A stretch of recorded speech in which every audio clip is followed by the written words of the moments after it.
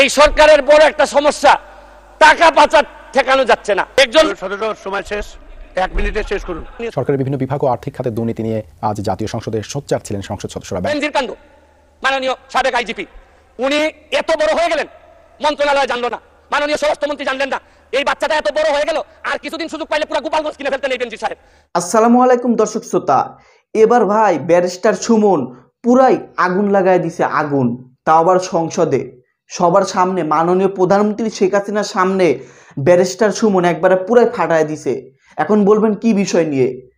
যেসব মন্তব্য করেছে আপনারা শুনলে রীতিমতো অবাক হয়ে যাবেন। বাংলাদেশে এখন পর্যন্ত, বাংলাদেশ স্বাধীন হওয়ার পর থেকে আজ পর্যন্ত এমন কেউ কথা বলেনি, এমন কথা কোনোদিন আজ পর্যন্ত কেউ সংসদে বলেনি যা ব্যারিস্টার সুমন বলল। বেনজির আহমেদ, মতুর রহমান, এদেরকে নিয়ে, এদের দুর্নীতি নিয়ে ডাইরেক্ট অ্যাকশন দিয়েছে ব্যারিস্টার সুমন প্রধানমন্ত্রীর সাক্ষাতে। আপনারা শুনলেই রীতিমতো অবাক হয়ে যাবেন। তাই অনুরোধ করতেছি, আজকের এই ভিডিওটি কোনো ধরনের টানাটানি না করে সম্পূর্ণ দেখার জন্য আপনাদের অনুরোধ করতেছি। ব্যারিস্টার সুমন কি বলতেছে চলুন আমরা ভিডিওটি দেখে নেই। এই সরকারের বড় একটা সমস্যা, টাকা পাচার ঠেকানো যাচ্ছে না। একজন ভদ্রলোককে এনবিআর ধরতে পারে নাই, বাংলাদেশ ফাইন্যান্সিয়াল ইন্টেলিজেন্স ইউনিট ধরতে পারে নাই, আর এনবিআর এর মতিউর রহমানকে ধরলে একটা ছাগল। যখন সাপ আসে প্রকৃতিতে বেজি থাকে, এই বেজি করে কি সাপরে নিয়ন্ত্রণ করে। কিন্তু এই সরকারে দেখা যাচ্ছে বিভিন্ন জায়গায় রাসেল ভাইপার আছে, কিন্তু বেজি ওই পরিমাণ নাই যে এই সাপরে ধরবে। মাননীয় স্পিকার, এই বাজেটে 2-3টা জিনিস আছে, ভালো সফলতা আছে এই সরকারের। আপনারা কি করলেন? আপনারা ইন্টারেস্ট রেট বাড়িয়েছেন, খুবই ভালো, এটা প্রশংসার যোগ্য। আপনারা মানি সাপ্লাই বাজার থেকে কমিয়েছেন, এইটাও একটা সংকুচনমূলক মুদ্রানীতি, রাজস্ব নীতি। এই রাজস্ব নীতি করতে গিয়ে, সংকুচন করতে গিয়ে সবই ঠিক আছে মাননীয় স্পিকার, কিন্তু আমরা নিজেরা এমপিদের উপরও সংকুচন শুরু হয়ে গেল। আমাদের গাড়ির উপরও 25% একটা প্রস্তাবিত বাজেটে চলে আসলো মাননীয় স্পিকার। আমরা যে জিনিসটা বলতে চাই, কম্পেয়ার করে এই কথা বলতে চাই না স্পিকার, মাননীয় স্পিকার। কাদের সাথে কম্পেয়ার করব আমরা? আমার এলাকায় যত অফিসার আছে সবাই এই সরকার গাড়ি দেয়, নতুন নতুন গাড়ি দেয়, আর আমাদের কিনতে হয়। তাও আমারে ট্যাক্স মওকুফ করার কথা 25% এখন দিতে হবে। কিন্তু আমি মাননীয় প্রধানমন্ত্রী হইলে বলতাম, গত পরশুদিন আমি তো গাড়ি পেয়ে গেছি মাননীয় স্পিকার। গাড়ি পেয়ে বলবেন, আমি গাড়ি পেয়ে গেছি, আমারে তো কোনো ট্যাক্স নেয় নাই মাননীয় স্পিকার। তবে আমি মাননীয় প্রধানমন্ত্রীকে বলবো যে আমি যেহেতু ট্যাক্সবিহীন গাড়ি নিয়েই আসছি, আমার অন্যান্য কলিগরা তো আনতে পারেন নাই। আপনারা, আমি যেহেতু এটা আমাকে ফ্রি দিলেন আর অন্যান্য আমার কলিগরা ফ্রি পাবেন, এটা ডিসক্রিমিনেশন হয় মাননীয় স্পিকার। তারপরে আমি মহান সংসদে বলে দিচ্ছি, তারপরে যদি মনে করেন দেশের স্বার্থে 25% নিবেনই আমাদের উপর, যতই কষ্ট হোক, মানবতার মা উনি, উনার বিরুদ্ধে আমরা কোনো কথা বলতে পারবো না। হয়তো উনি দেশের স্বার্থেই বলেন, তারপরে বলবো যদি উনি নিশ্চিত নিতেই চান, তাহলে আমার টাকাটা আমি কথা দিচ্ছি যে উনি যেদিন বাজেট পাস করবেন, এই 25% টাকা আমি নিজে নিয়ে এনবিআর এর কাছে দিয়ে আসবো মাননীয় স্পিকার। তাও আমি চাই না যে আমি যেটা পাইছি এটা আমার কলিগরা পাবে না, এটা হইতে পারে না মাননীয় স্পিকার। মাননীয় স্পিকার, আপনি দেখেন টাকা পাচার, এই সরকারের বড় একটা সমস্যা, টাকা পাচার ঠেকানো যাচ্ছে না। আপনি দুর্নীতি করলে তো অর্থনীতিতে নিয়ে আসা যায়, টাকা পাচার হয়ে গেলে যে দেশে যায় এই দেশের অর্থনীতির বাজেট হয়ে যায়। আরে আমরা বঙ্গবন্ধুর খুনিরে আনতে পারি না, আর টাকা পাচার করে এই টাকা ফেরত আনবো কিভাবে? এইটা একটা বড় সমস্যা। টাকা পাচার করে আমাদের বাজেট সংকুচিত হয়ে যাচ্ছে মাননীয় স্পিকার। মাননীয় স্পিকার, আরেকটা জিনিস, এই সরকারে রাসেল ভাইপার সাপ চলে আসছে মাননীয় স্পিকার। এই সাপ আসার কারণে সরকারে যখন সাপ আসে প্রকৃতিতে বেজি থাকে, এই বেজি করে কি সাপরে নিয়ন্ত্রণ করে। কিন্তু এই সরকারে দেখা যাচ্ছে বিভিন্ন জায়গায় রাসেল ভাইপার আছে, কিন্তু বেজি ওই পরিমাণ নাই যে এই সাপরে ধরবে মাননীয় স্পিকার। আপনি দেখেন এই আমাদের প্রতিষ্ঠানগুলা কত দুর্বল হয়ে গেছে। আমাদের প্রতিষ্ঠান, একজন ভদ্রলোককে দুদক ধরতে পারে নাই, একজন ভদ্রলোককে এনবিআর ধরতে পারে নাই, বাংলাদেশ ফাইন্যান্সিয়াল ইন্টেলিজেন্স ইউনিট ধরতে পারে নাই, আর এনবিআর এর মতিউর রহমানকে ধরলে একটা ছাগল। ছাগল ছাড়াই এই লোকটা তো আপনি আনতেই পারতেন না। ছাগলের কাণ্ড হওয়ার কারণে আর ফেসবুক বাইরে 1 মিনিট বক্তব্য আপনার বরাবর অ্যাপ্লিকেশন আছে। আমি 247 ইনভোক করতেছি এখানে। 247 হচ্ছে কি আমার বিরুদ্ধে, এখানে একজন মাননীয় সংসদ সদস্য আমার বিরুদ্ধে অভিযোগ দিয়েছেন। আমার আত্মপক্ষ সমর্থনের সুযোগ দেওয়ার জন্য, আমি সময় দেওয়ার জন্য আপনার কাছে দাবি। বেনজির কাণ্ড, মাননীয় সাবেক আইজিপি উনি এত বড় হয়ে গেলেন, মন্ত্রণালয় জানলো না, মাননীয় স্বরাষ্ট্রমন্ত্রী জানলেন না। এই বাচ্চাটা এত বড় হয়ে গেল, আর কিছুদিন সুযোগ পাইলে পুরা গোপালগঞ্জ কিনে ফেলতেন এই বেনজির সাহেব। তারপরে এইটার দায় এই মন্ত্রণালয় এড়াইতে পারে না মাননীয় স্পিকার। এখন আপনারা কালো টাকা সাদা করবেন, আমার কোনো অসুবিধা নাই। যদি মনে করেন টাকা রয়ে গেছে, কিছু টাকা জমানো বা বিভিন্ন অলস টাকা রয়ে গেছে, এটারে সাদা করবেন, কোনো অসুবিধা নাই।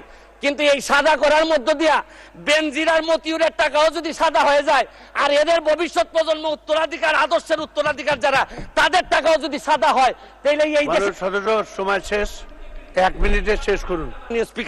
মাননীয় স্পিকার, এরপর আমি বলতে চাই, মাননীয়, আমি সিলেটের মানুষ। আমার সিলেটে আমি যখন বক্তব্য রাখতেছি, লক্ষ লক্ষ মানুষ পানিবন্দী। আমি আপনার মাধ্যমে মাননীয় প্রধানমন্ত্রীর কাছে দাবি রাখতে চাই, একটা হাইড্রোলজিক্যাল একটা রিসার্চ করেন।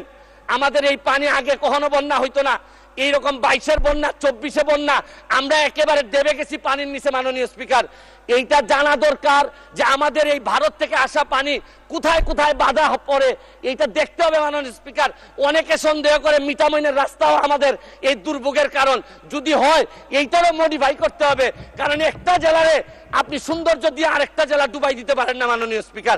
আমি হাইড্রোলজিক্যাল স্টাডি এবং এই স্টাডির ফলাফল আমাদের সামনে নিয়ে আসার জন্য দাবি জানাচ্ছি মাননীয় স্পিকার। মাননীয় স্পিকার, একজন সংসদ সদস্য আমার ব্যাপারে অভিযোগ তুলছেন যে আমি যে বরাদ্দ পাই এইটা ফেসবুকে দিয়ে দিছি। 25 কোটি টাকার কথা বলা হয়েছে। আমি বরাদ্দ, মাননীয় সদস্য, আজকে বক্তার তালিকা অনেক বড়, 1 মিনিটে শেষ করুন। আমি বলতে চাই যে আমি যত বরাদ্দ এই পর্যন্ত পাইছি, আমি হচ্ছে কি এমপি হিসাবে ট্রাস্টি। এই টাকা জনগণের জানার অধিকার আছে। আমি ফেসবুকে দিয়েছি, হয়তো প্রকল্পের জায়গায় টাকা বলছি, কিন্তু টাকার মধ্যে কোনো ব্যবধান ছিল না, কারণ নতুন জেনারেশন আপনি যা বরাদ্দ পাবেন তা জানতে চায়। এবং আমি বিশ্বাস করি বঙ্গবন্ধুর আদর্শের সৈনিক হিসাবে আমি এই ট্রান্সপারেন্সি আমার মধ্যে এটা থাকতে হবে, এবং আমি এই কথা বলি আমি আমার এলাকার এমপি হয়েছি। মাননীয় স্পিকার, আমি মাননীয় প্রধানমন্ত্রীকে চিনি। আমার একটা বিশ্বাস, সব দুর্যোগের মধ্যেও উনি আমাদেরকে পার করাবেন, কারণ আমাদের মাননীয় প্রধানমন্ত্রী বঙ্গবন্ধু কন্যা, উনি এমন এক পাখি যিনি ডালের উপর বসেন ঠিকই, কিন্তু তার ভরসা ডালের উপর না, তার ভরসা পাখার উপর। কারণ বিশ্ব ব্যাংকও ভাবছিল যে ডাল ভেঙে উনি পড়ে যাবেন, পদ্মা সেতু বানাইতে পারবেন না, কিন্তু ঠিকই ডাল ভাঙার কারণে পড়েন নাই, নিজের পাখা দিয়ে ঠিকই বিশ্ব ব্যাংকে ফিক্সড ইনকাম যারা করে, যারা নির্দিষ্ট বেতনে চলে, তারা জানে যে মুদ্রাস্ফীতি এই পর্যায়ে 9.5% দিয়ে সংসার চালানো কতটা কঠিন। এটা একটা বড় চ্যালেঞ্জ মাননীয় স্পিকার। মাননীয় স্পিকার, আমি আমার বক্তব্যের শুরুতেই জাতির জনক বঙ্গবন্ধু শেখ মুজিবুর রহমান সহ এই পর্যন্ত যারা আত্মাহুতি দিয়েছেন দেশের কল্যাণে, তাদের প্রতি শ্রদ্ধা জানিয়ে আমি আমার বক্তব্য শুরু করছি। আমার এই বাজেট বক্তৃতায় প্রথমে আবারও জাতির জনক বঙ্গবন্ধু শেখ মুজিবুর রহমানের প্রতি কৃতজ্ঞতা প্রকাশ করছি যে আজকের যে বাজেট, এই বাজেটের ফাউন্ডেশন কিন্তু উনি 72 সালে দিয়ে গেছিলেন। এইটার উপরেই এখন 1 তলা 2 তলা 3 তলা করে আমরা আগাচ্ছি। এই জন্য ওনার প্রতি আবারও কৃতজ্ঞতা জানাচ্ছি এবং শ্রদ্ধা ভরে স্মরণ করছি। মাননীয় স্পিকার, 8,000 কোটি টাকার বাজেট, আকার বা প্রকারের সাথে আমার বিশ্বাসে ঘাটতি আছে এই বাজেটে, কিন্তু একটা জিনিসে আমার বিশ্বাসের ঘাটতি নাই। এটা থেকে এই বাজেট বাস্তবায়নে যিনি নেতৃত্ব দিচ্ছেন মাননীয় প্রধানমন্ত্রী জননেত্রী শেখ হাসিনার প্রতি আমার বিশ্বাস আছে যে যে ধরনের আকার প্রকারের বাজেটই হোক, উনি অন্তত কোনো না কোনো ভাবে আমাদেরকে সামনের দিকে নিয়ে সফল করাবেন, এই বিশ্বাসটুকু আমাদের আছে। মাননীয় স্পিকার, ট্রেজারি বেঞ্চের যারা আছেন তারা হয়তো বলবেন যে স্বতন্ত্র এমপি হয়ে মাননীয় প্রধানমন্ত্রীর বা লিডার অব দ্য হাউসের, আমি কেন এই কথা বলছি যে উনার প্রতি আমার বিশ্বাস আছে, উনারা এটাও জেনে যাক। গত বছর আপনারা জানেন যে শ্রীলঙ্কা যখন দেউলিয়া হয়, তখন সবাই বলছেন যে বাংলাদেশ আর মাত্র সময়ের ব্যাপার, বাংলাদেশও দেউলিয়া হয়ে যাবে। পাকিস্তান যখন দেউলিয়ার পথে, তখন বলছেন আর একটু সময়ের ব্যাপার। ইন্ডিয়া যখন চাপে পড়ছে, বলছেন যে আর সময়ের ব্যাপার। কিন্তু কোনো সময়ই আমাদেরকে অর্থনৈতিকভাবে দাবায় রাখা যায় নাই। কারণ হচ্ছে গিয়ে ইন্ডিয়া, পাকিস্তান, শ্রীলঙ্কা, তাদের সম্পদ আমাদের চেয়ে কোনো অংশেই কম ছিল না। তবে একটা জায়গায় ঘাটতি ছিল, এদের জননেত্রী শেখ হাসিনা এদের হাতে ছিল না। মাননীয় স্পিকার, আমি এইটার সাথে সাথে বাজেটের উপর কয়েকটা কথা বলতে চাই যে এই সরকারের কয়েকটা প্রেশার নেওয়া লাগবে। এই প্রেশারটা আমি সাজেশন দিতে চাই মাননীয় স্পিকার। মাননীয় স্পিকার, দেখেন এই বাজেটে ঋণ দিয়ে উন্নয়ন ব্যয় মেটানো হবে। 2.5 লক্ষ কোটি টাকার লোন নেওয়া হবে, 1.5 লক্ষ প্রায় নেওয়া হবে হচ্ছে গিয়ে ব্যাংক থেকে। আমি মাননীয় প্রধানমন্ত্রী থাকলে বলতাম যে এমপি হওয়ার পর একটা গাড়ি কিনছি 1 কোটি টাকা দিয়ে, 50 লক্ষ টাকা লোন নিছি সাউথ ইস্ট ব্যাংক থেকে। এই লোন আর লোনের যে ইন্টারেস্ট, এটার কারণে রাতে ঘুম আসে না।